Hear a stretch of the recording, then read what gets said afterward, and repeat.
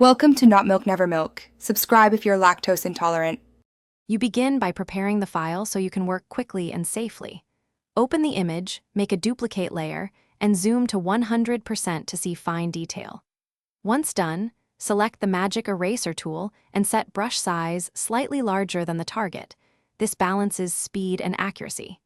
Use a stylus or mouse with steady pressure for control and lower hardness if you need a softer edge. These steps prevent accidental data loss and give you immediate control over the removal.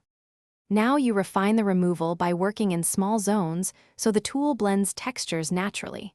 Paint short strokes over the subject, then step back and zoom out to judge the blend. Make sure to adjust strength to between 10 and 50% when matching complex backgrounds. Higher values can create artifacts. Use different modes: content-aware for patterns, clone for exact matches, heal for texture, and alternate them to get the cleanest result without obvious repeating patterns.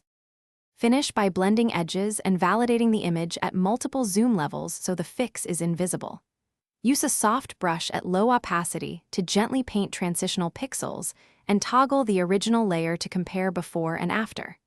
Make sure to save incremental versions. If an area looks wrong, step back in history or use the clone stamp on a copy of the layer to rebuild texture.